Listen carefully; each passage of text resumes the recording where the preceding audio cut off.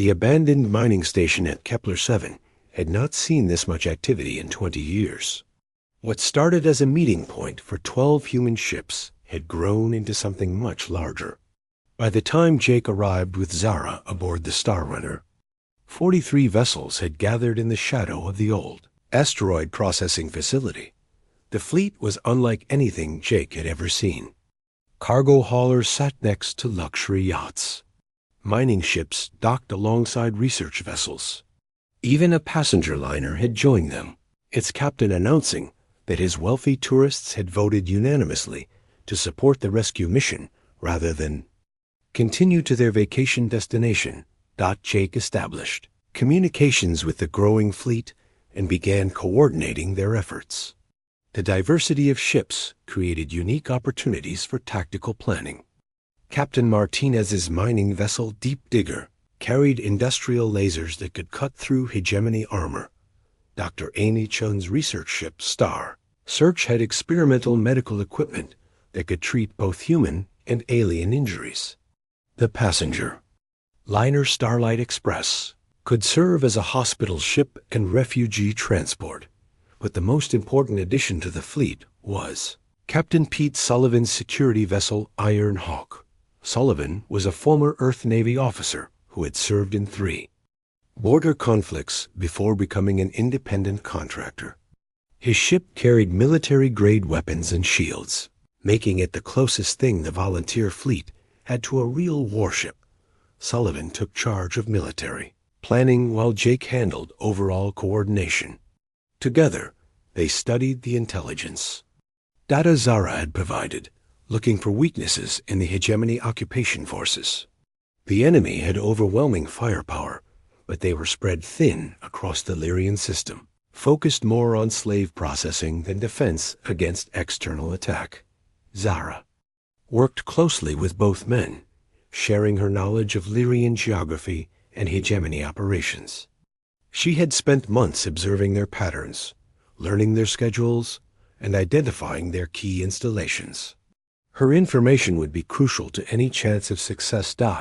As Jake got to know the other human captains better, he began to understand something that the hegemony analysts had missed in their intelligence reports. Humans did not help strangers because they were naturally heroic or had some genetic predisposition toward self-sacrifice. They helped because they could imagine themselves in the same situation, needing rescue and hoping someone would care enough to try. Captain Lisa Park explained it best during one of their planning sessions. When I was a kid on Mars Colony, she said, we had a tunnel collapse that trapped my father and 6 other miners. The rescue took 3 days, and people from all over the colony volunteered to help dig them out. Nobody asked what was in it for them or whether the miners were worth saving. They just saw people in trouble and did what needed to be done.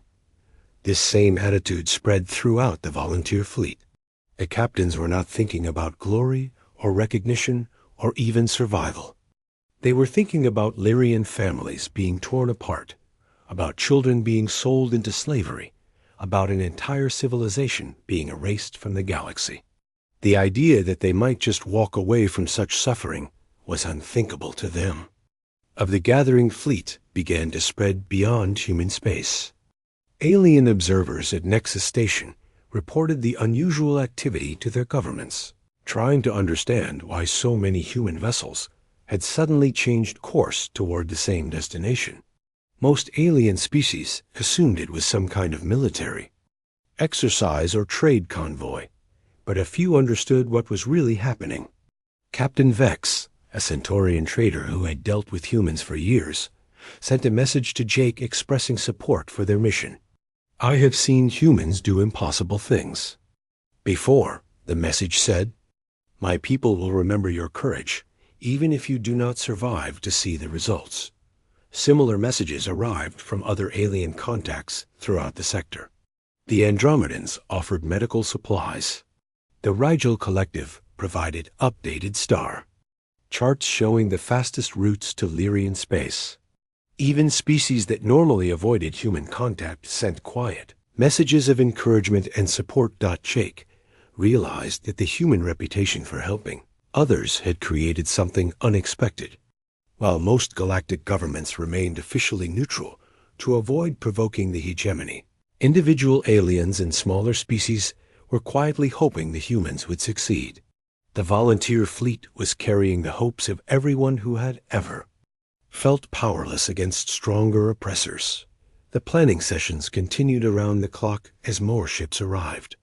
Jake found himself working 18-hour days, coordinating supply transfers, reviewing tactical plans, and trying to prepare 43 different crews for a battle. Most of them had never imagined fighting. Dr. Chun took charge of medical preparations, setting up treatment facilities aboard multiple ships and training civilian crews in basic first aid. She worked with Zara to understand Lyrian physiology, ensuring they would be able to treat injured aliens as well as humans during the rescue operation. Captain Martinez organized the civilian vessels into support groups, assigning specific roles to each ship based on their capabilities. The cargo haulers would carry supplies and evacuated civilians. The survey ships would provide reconnaissance and communication support. Even the luxury yacht Golden Dream found a purpose, its high-speed engines making it ideal for courier missions. Between fleet elements, Sullivan's military planning focused on speed and surprise rather than direct confrontation. The volunteer fleet could not match hegemony firepower, but they could be unpredictable. Human creativity and willingness to take calculated risks would have to substitute for superior weapons and armor. The plan that emerged was complex but flexible. The fleet would split into 3 groups as they approached Lyrian space. Sullivan's military vessels would create a diversion by attacking hegemony supply convoys, drawing attention away from the planet. Meanwhile, Jake would lead a rescue group to the surface to evacuate as many Lyrians as possible. The third group would establish a defensive perimeter and coordinate the evacuation. Zara provided detailed maps of her home world, marking the locations where Lyrian survivors were most likely to be found. The major cities were under heavy hegemony control, but rural areas and mountain regions still contained scattered refugee camps. The rescue teams would have to work fast, loading evacuees and escaping before hegemony reinforcements could respond. As the final preparations continued, Jake noticed something remarkable happening among the volunteer crews. People who had been strangers 2 days ago were working together like they had served together for years.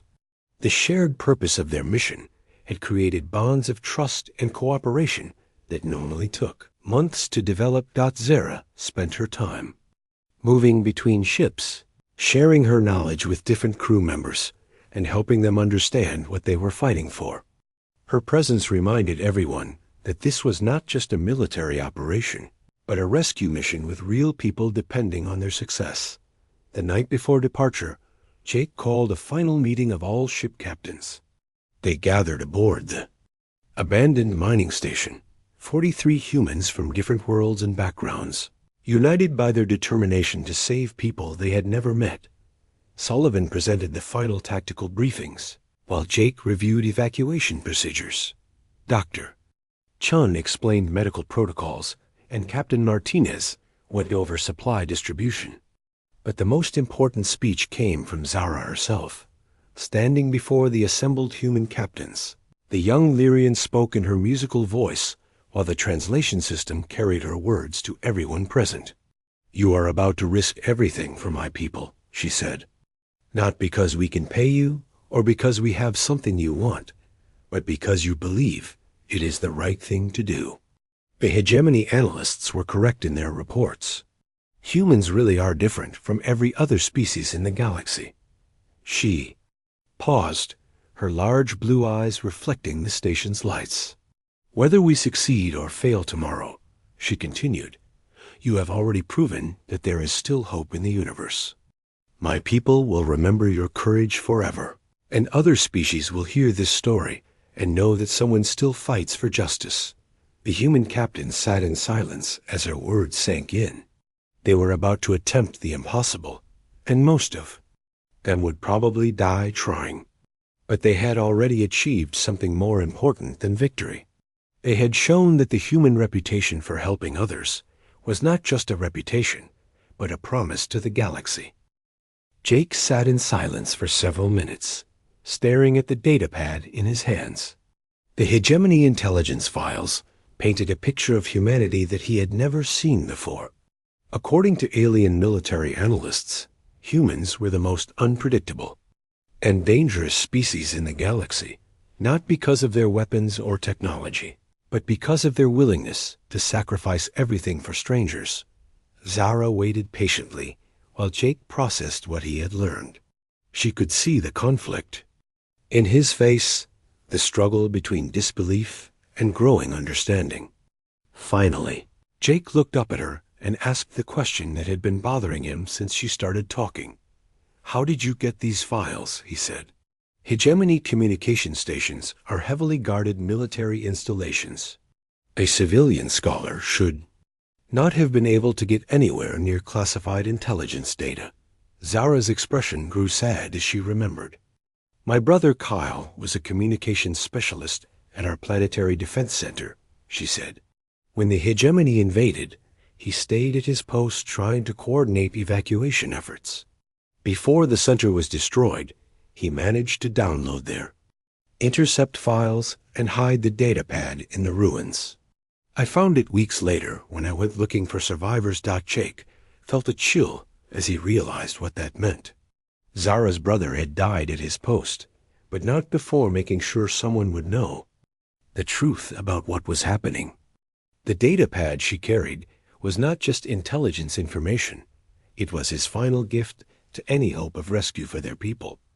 He activated his ship's communication system and began scanning for other human vessels in the area. The long-range sensors picked up several signals, cargo haulers and survey ships mostly, the kind of independent operators who worked the outer rim routes. Jake selected the strongest signal and opened a channel. "This is Captain Jake Morrison aboard the Star Runner." He broadcast, "I need to speak with any human vessel commanders in this sector about an urgent situation. Please respond on this frequency." The first response came within minutes. "Jake Morrison, this is Captain Lisa Park aboard the merchant vessel Freedoms. Call. I know your ship from the trade routes. What kind of urgent situation are you talking about?" Jake looked at Zara, who nodded encouragingly. He took a deep breath and began explaining what he had learned.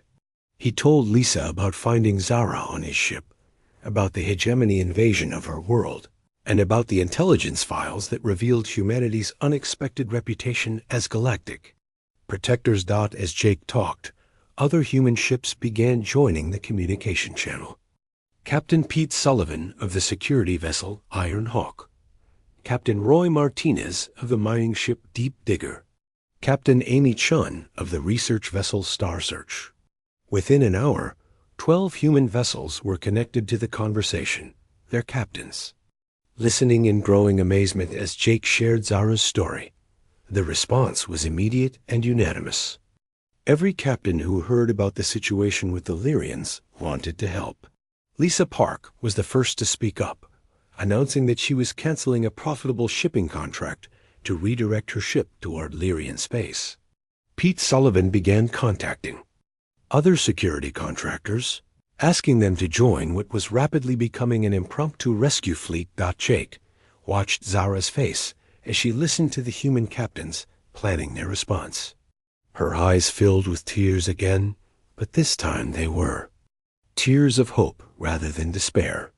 The faith she had placed in humanity was being validated in real time, as complete strangers volunteered to risk their lives for people they had never met. Captain Martinez raised an important point during the planning discussion.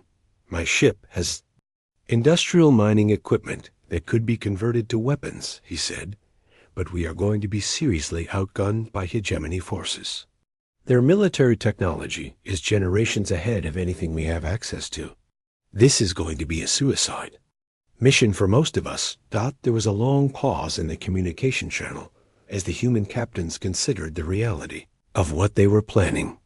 They would be taking civilian vessels against a professional military force that had conquered dozens of worlds. The odds of success were practically zero, and the odds of survival were not much better.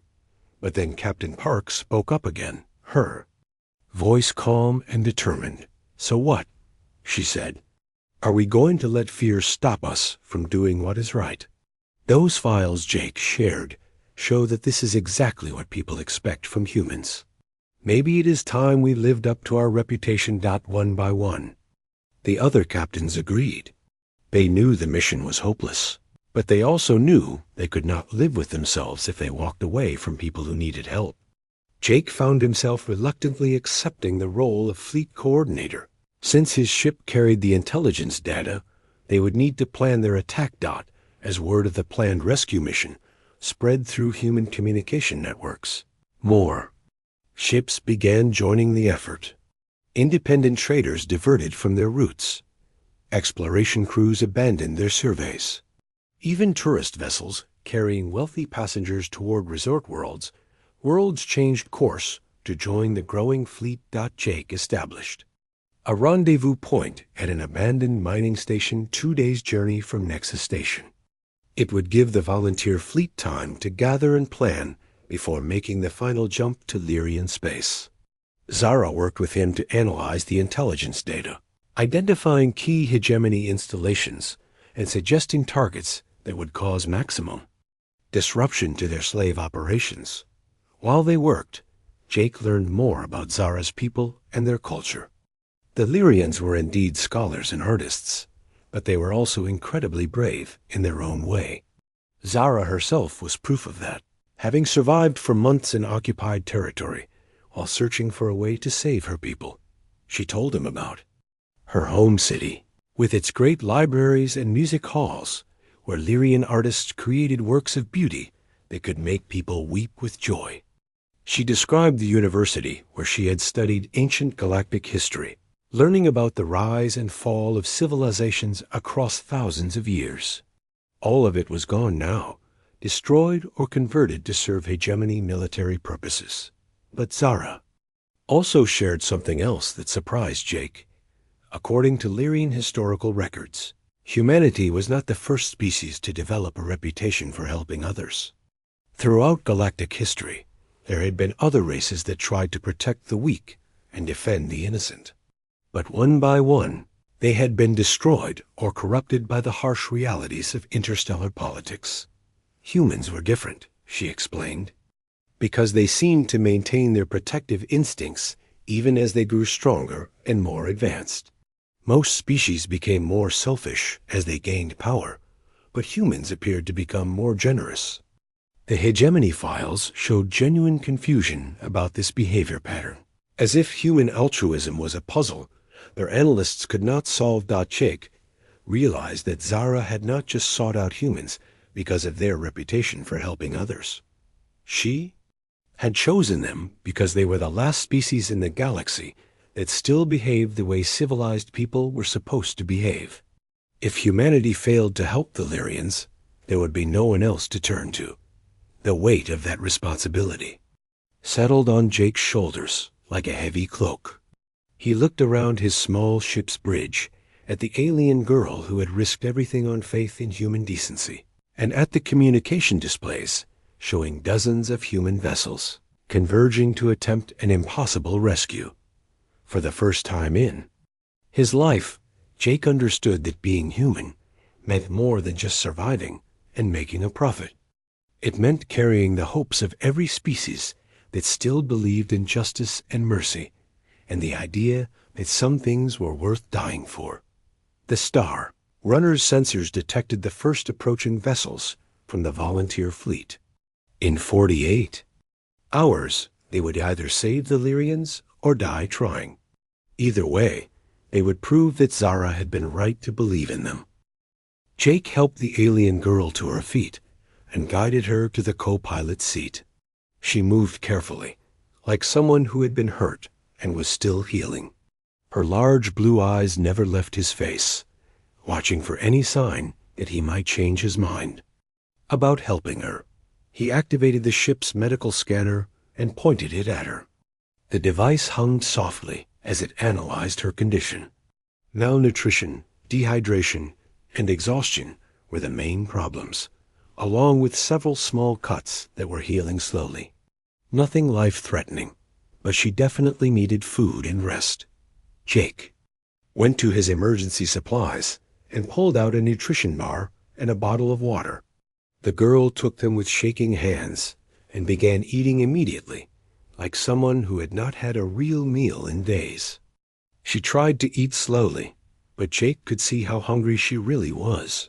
While she ate, Jake worked on improving the translation system. The basic version could handle simple words, but for a real conversation, he needed something more advanced. He connected the ship's main computer to the Galactic language database and ran a full analysis of her speech patterns from their brief exchange. The computer identified her language as Lyrian, spoken by a species from the Kepler 442 system. Jake had heard of them before, but only barely.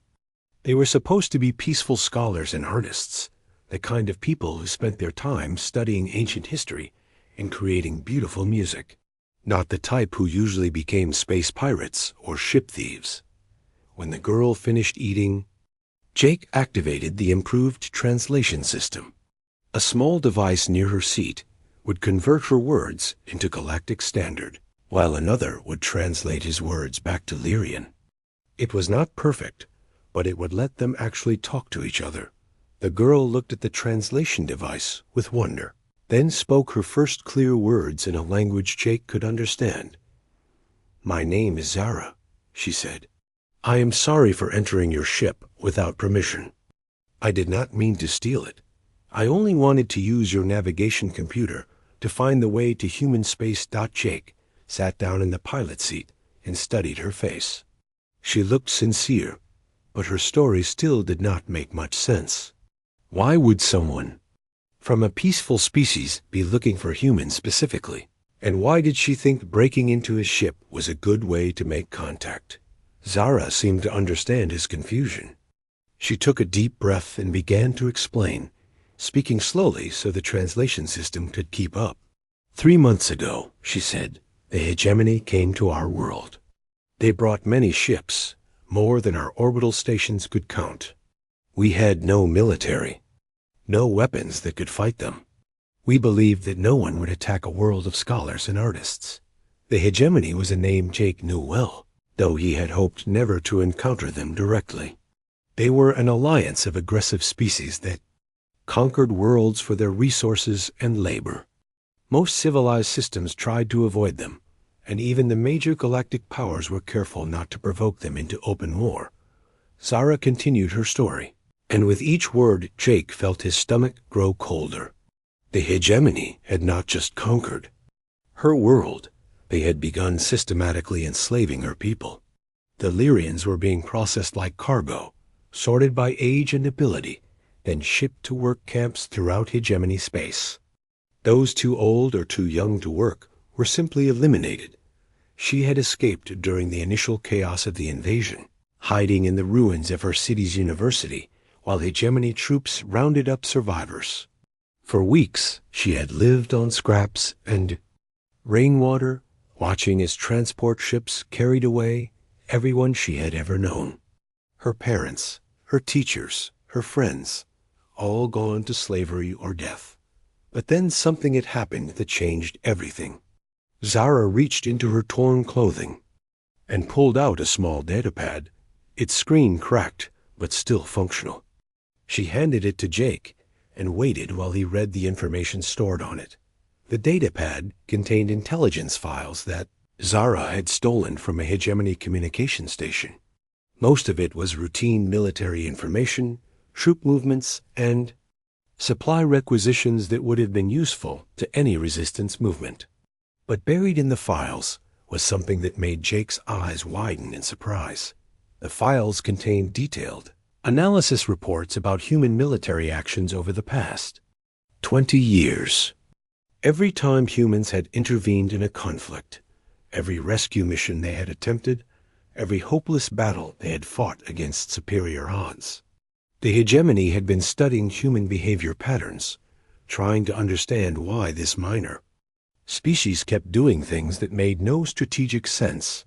According to the reports, humans had gained a reputation throughout the galaxy as the only species that consistently fought to protect others, even when they had nothing to gain from it. The files mentioned the defense of Andromeda Prime, where a small human fleet had held off hegemony forces 3 times their size to allow civilian evacuations. They described the rescue at Broken Arrow Station, where human volunteers had flown. Suicide missions to save alien refugees they had never met. Most disturbing of all, the files showed that the Hegemony Command considered human unpredictability to be their greatest tactical challenge. Every computer model they ran concluded that humans would ignore their own interests to help strangers in need. But hegemony commanders could not accept this analysis because it violated everything they understood about species survival instincts. Zara watched Jake's face as he read through the files. When he finished, she spoke again, her voice filled with desperate hope. The files say that humans will fight impossible battles to save people they do not know, she said. They say humans value the lives of strangers as much as their own families. I read these reports and knew that if any species in the galaxy would help my people, it would be yours. Jake stared at the datapad, then at Zara, then back at the datapad. He had never thought of humans as galactic heroes. To him, they were just people doing what seemed right in bad situations. Most of the time, human intervention in galactic conflicts was criticized by other species as reckless and wasteful. But, reading the hegemony analysis, Jake began to see human actions from an outside perspective. While other species calculated costs and benefits before deciding whether to help, humans tended to act first and worry about consequences later. They really did have a habit of rushing into fights they could not win, just because someone needed help. Zara pulled up a star chart on the datapad and showed Jake the coordinates she had been trying to enter into his navigation system. It was not an escape route to safety, but a course toward the nearest human colony world. She had been planning to steal his ship, not to run away from her problems, but to find the one species she believed would run toward them. I know humans do not know my people, she said. We have nothing to offer in trade, no resources you need, no technology you want. But the files say humans do not help others for profit. They help because it is the right thing to do. I believed that if I could reach human space with proof of what is happening to my world, your people would come to save the ones who are left. Jake felt something shift inside his chest as he listened to her words. This girl had risked everything on the belief that humans were better than they actually thought they were. She had stolen classified military intelligence, escaped from occupied territory, and traveled across dangerous space, all because she had faith in the decency of a species she had never met. The most incredible part was that she was probably right. Jake could already imagine how other human captains would react to her story. They would not calculate odds or consider profit margins. They would hear about innocent people being enslaved and murdered, and they would want to do something about it, even if that something was hopeless and stupid and guaranteed to get them all killed. Zara was still watching his face, waiting for his response. Jake realized that her excuse for breaking into his ship was not really an excuse at all. It was the most sincere compliment humanity had ever received. Jake Morrison wiped the sweat from his forehead as he walked through the crowded corridors of Nexus Station. The air recycling system here always smelled like old metal and recycled breath, but it was better than some places he had been. His boots made soft sounds on the metal floor as he moved past alien traders, human merchants, and automated cargo haulers that beeped warnings when people got too close. 3 hours of negotiations with the station. Quartermaster had finally paid off. Jake now had enough fuel cells and food supplies to make the run to Kepler Station and back with a small profit left over. Not much, but enough to keep the Star Runner flying for another month. That was all he ever asked for, really, just enough to keep moving through space and stay independent. He adjusted the strap of his supply bag and checked his wrist display. The docking bay fees would start their next billing cycle in 2 hours, which meant he needed to get his ship ready for departure soon. Every credit counted when you were running a one-man cargo operation on the edge of civilized space. The docking bay came into view as Jake rounded the final corner. A-47 held his ship, a modified Hermes-class freighter that had seen better decades. The Star Runner was not much to look at from the outside, with her patched hull plating and mismatched engine pods, but she was reliable and fast when she needed to be. More importantly, she was paid for and entirely his. Something was wrong, though. Jake stopped walking and studied his ship more carefully. The external running lights were flickering in a pattern he did not recognize. 3 quick flashes, then 2 long ones, then 3 quick again. It repeated over and over like some kind of signal. His hand moved automatically to the small scanner on his belt. The security system he had installed showed all green lights. Number. Alarms, no breach warnings, no unauthorized access detected. But the light pattern continued, and Jake had learned to trust his instincts over his equipment. 15 years of flying solo cargo runs had taught him that staying alive meant paying attention to things that felt wrong, even when the instruments said everything was fine. He approached the ship carefully, using the shadows cast by nearby vessels to stay hidden. The main cargo ramp was closed and locked, just as he had left it. The passenger airlock showed no signs of tampering. But those lights kept flashing their strange pattern, and now Jake could see that his navigation beacon was active when it should have been powered down, rather than use the main entrance.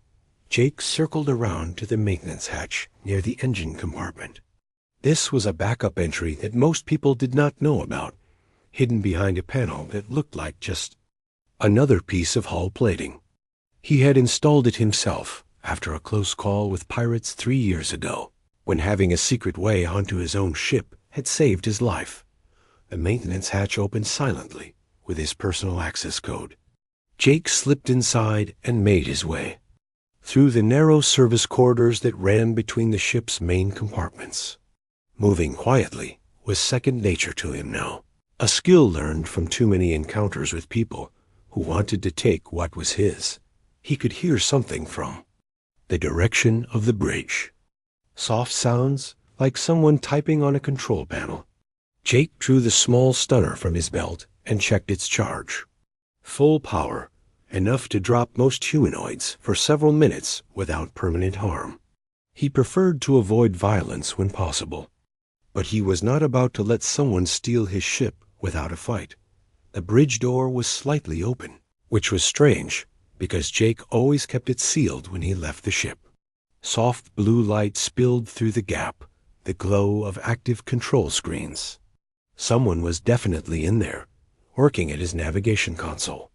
Jake moved to where he could see through the gap and nearly dropped his stunner in surprise. The person at his controls was small, maybe 5 feet tall, with pale blue skin that seemed to have a faint glow of its own. Delicate hands with long fingers worked quickly over the navigation display, entering coordinates and running calculations. The intruder was clearly not human. Her skin was too pale, her movements too fluid, and those pointed ears that stuck out from silver hair were definitely not found on anyone from Earth. But she was also obviously young, maybe equivalent to a human teenager, and her clothes were torn and dirty, like she had been living rough for some time. Jake stepped onto the bridge and cleared his throat. The alien girl spun around so fast she nearly fell off the pilot's seat. Her eyes were huge, taking up almost a third of her face, and they glowed with the same soft blue light as her skin. When she saw Jake standing there with his stunner drawn, those eyes filled with tears, and she made a sound like a frightened animal. Instead of trying to run or fight, the girl dropped to her knees on the metal floor and began speaking rapidly in a language Jake did not understand. Her voice was high and musical, but filled with desperation. She gestured at the navigation screen, then at herself, then at Jake, as if trying to explain something important. Jake kept his stunner pointed at her, but did not fire. She was clearly terrified, and not acting like any thief he had ever encountered. Most people who got caught stealing tried to either fight their way out or talk their way out of trouble.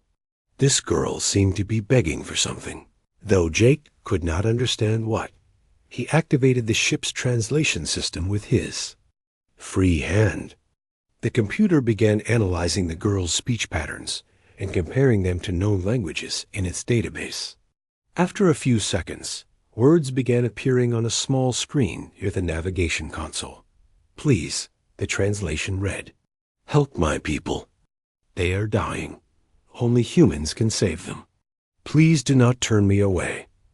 Jake stared at the screen, then at the alien girl who was still kneeling on his bridge floor. She had stopped talking and was watching him with those enormous glowing eyes, waiting to see what he would do. Her whole body was shaking, either from fear or exhaustion or both. He lowered his stunner, but did not put it away completely. Whatever was happening here, it was clearly more complicated than a simple theft.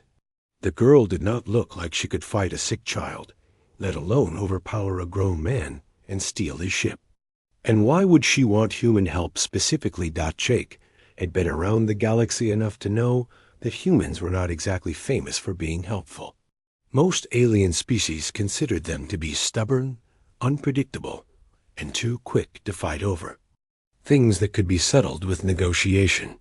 The idea that someone would specifically seek out human assistance was strange enough to make him curious despite his caution. The girl was still kneeling, still waiting. Jake could see now that she was exhausted, probably had not eaten a good meal in days.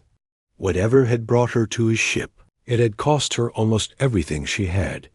He made a decision that would change both their lives forever. Jake put his stunner back in its holster and held out his hand to help the alien girl stand up. She looked at his hand for a moment, then took it with her own delicate fingers.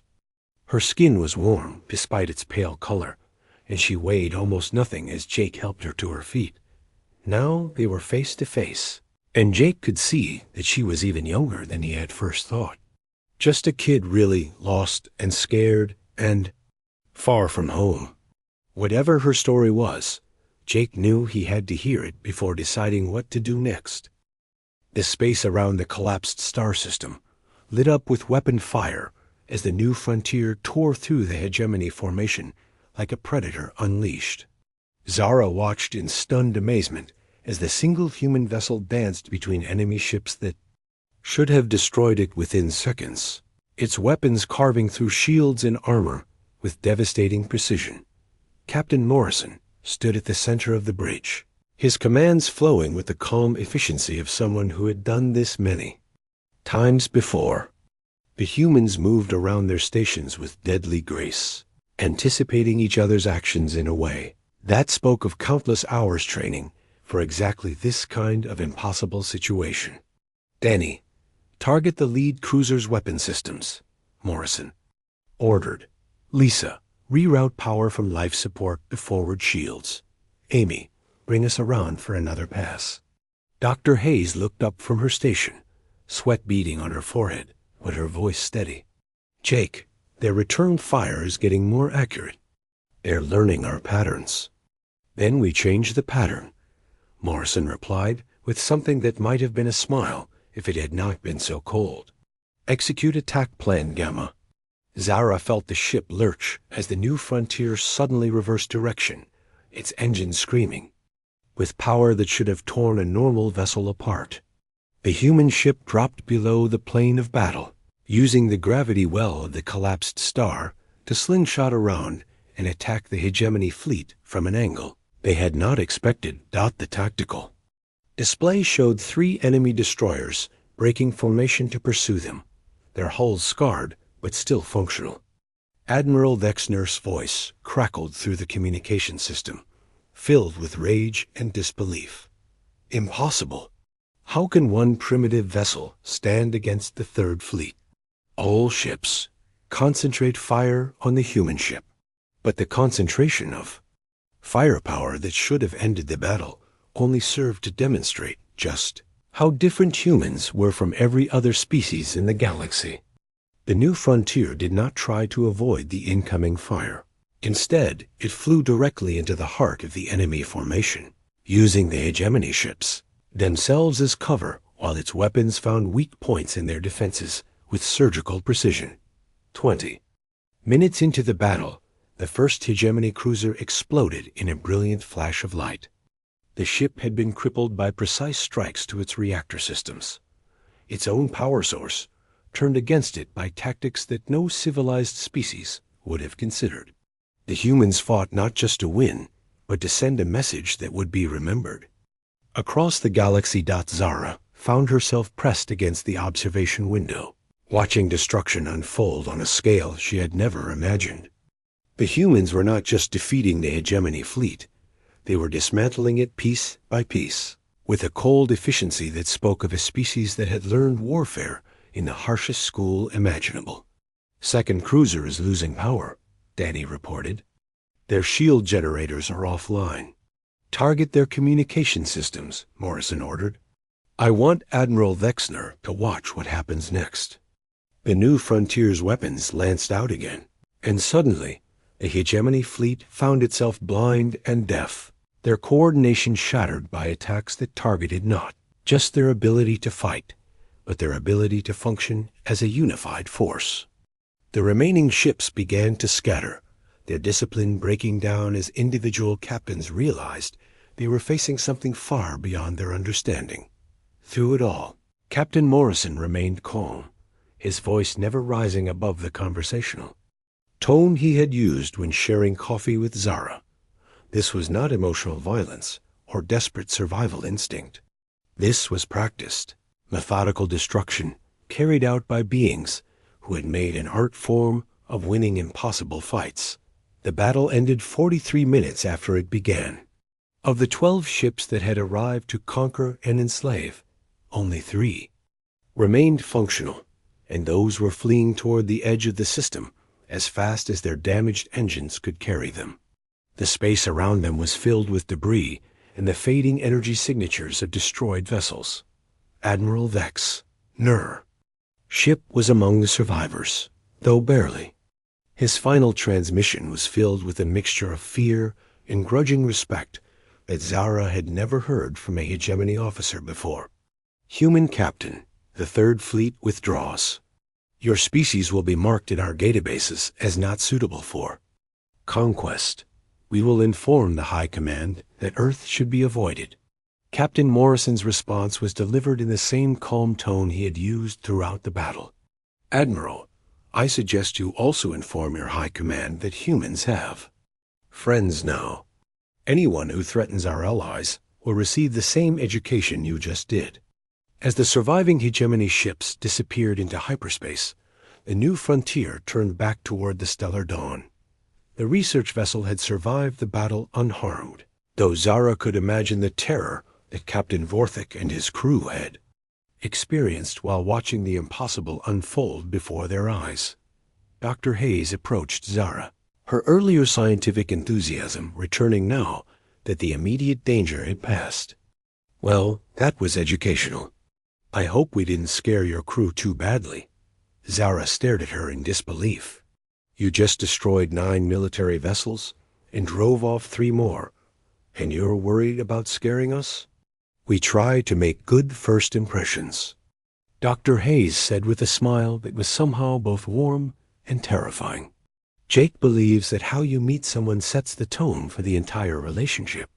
Over the following hours, as the 2 ships worked together to salvage what they could from the derelict colony vessel Aurora, Zara began to understand the true scope of what had just happened. The humans had not just won a battle. They had announced their presence to the galaxy in a way that would reshape everything. Captain Morrison found her in the observation lounge of the New Frontier, looking out at the stars that suddenly seemed less empty and hostile than they had before. He settled into a chair beside her, moving with the easy confidence of someone who had just proven that there was very little in the universe he needed to fear. "Zara, I want to ask you something," he said. "How would you feel about serving as humanity's first ambassador to the Galactic Federation?" The question hit her like a physical blow. "Me? But I'm just a researcher. I study extreme environment adaptations." "Exactly," Morrison smiled. "You understand what it means to survive in conditions that would kill most beings. You know what? It's like to be alone because you're different.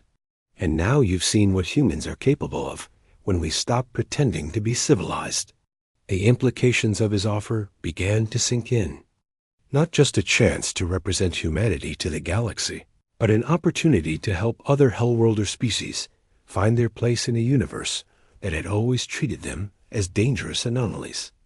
"What would that involve?" she asked. "Helping us establish relationships with species that can appreciate our unique qualities," Morrison explained. "Setting up exchange programs between human colonies and worlds like Paraxis. Showing the galaxy that beings like us aren't threats to be contained, but resources to be valued." As they talked, Zara began to envision a future that she had never dared to imagine. Human and Paraxian children learning from each other on worlds that would terrify most galactic species. Joint exploration missions to planets that had been written off as uninhabitable. Research stations where Hellworlders could work together without environmental barriers or safety protocols. 6 months later, Zara stood on the observation deck of the first human-Paraxian joint research station, watching young beings from both species play together in an environment that registered as lethal on every Federation safety chart. The children laughed as they chased each other through sulfur vents and lava pools, their gains taking place in conditions that would have killed most galactic species within seconds. Captain Morrison joined her, his hair now showing more gray, but his eyes still holding the same sharp intelligence that had dismantled the hegemony fleet with such terrifying efficiency. "Any regrets?" he asked. Zara smiled, feeling the warmth of the volcanic atmosphere and the joy of finally belonging somewhere. "None at all. Though I still can't believe you destroyed 9 warships just to make a point about friendship." Morrison chuckled. "Zara, there's something you should know about humans. We take friendship very seriously, and we really don't like bullies." Around them, the station hummed with activity as humans and Paraxians worked side by side on projects that would have been impossible for either species alone. The galaxy was vast and dangerous, but for the first time in her life, Zara was not facing it alone.